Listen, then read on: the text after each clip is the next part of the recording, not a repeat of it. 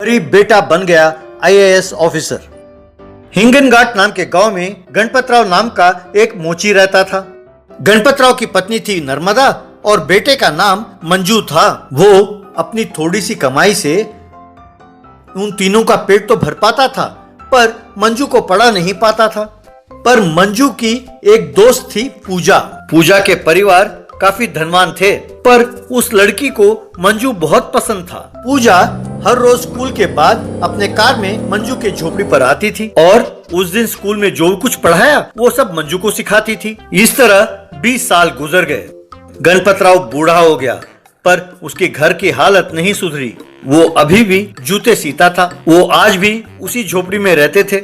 एक दिन पूजा मंजू से, मंजू, मैंने कई बार तुम्हें कहा है कि तुम्हारे पढ़ाई के लिए मैं पैसे देती हूँ, पर तुमने कभी नहीं लिया। अब मैं आगे पढ़ने के लिए अमेरिका जा रही हूँ। इतने दिन जो मैंने तुम्हें सिखाया उससे तुमने डिस्टेंस एजुकेशन से डिग्री प्राप्त किया। अब मुझे चिंता ये है कि तुम आगे क्या करोगे।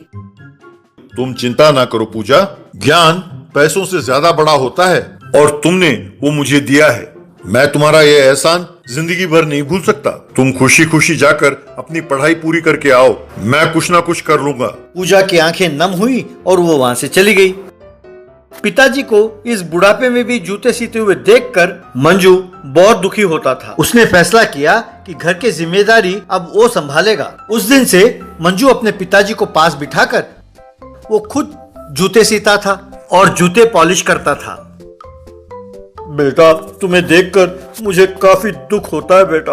औरों की तरह मैं अपने बेटे को पढ़ा नहीं पाया। ये क्या कम था, अब मैं तुमसे जूते भी सिलवा रहा हूँ। भगवान करे कि मेरा जैसा पिता किसी और बेटे को ना मिले। बापू, ऐसे ना कहो। मैं जानता हूँ तुमने कितने मेहनत करके माँ और मेरा पोषण किया। आपने अपने आंसुओं और पसीने को पैसों में बदलकर हमें खाना खिलाया। तुम्हारी ये मेहनत व्यर्थ नहीं होगी बापू, तुम चिंता ना करो। जो जैसा होना होगा वो वैसा ही होगा। यूं मंजू दिन भर जूते सीने का काम करता था और रात को गली के लाइट के नीचे बैठकर पढ़ाई करता था। एक दिन उस गांव के जमींदार प्रताप और पूजा के पिताजी प्रदीप कोई धंधे की बात घर के बाहर कर रहे थे। तभी प्रताप का बेटा सूरज एक कीमती कार में कंपाउंड के अंदर आया।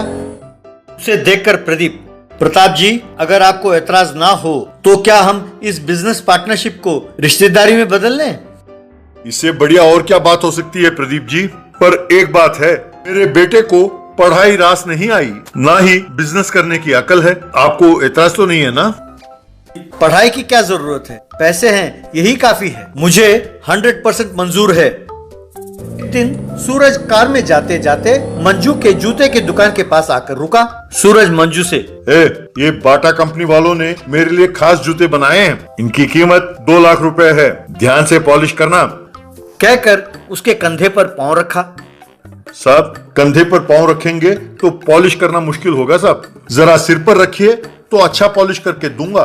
तब सूरज ने उसे जोर से लात मारा। मंजू लोटनी खाते हुए जा गिरा।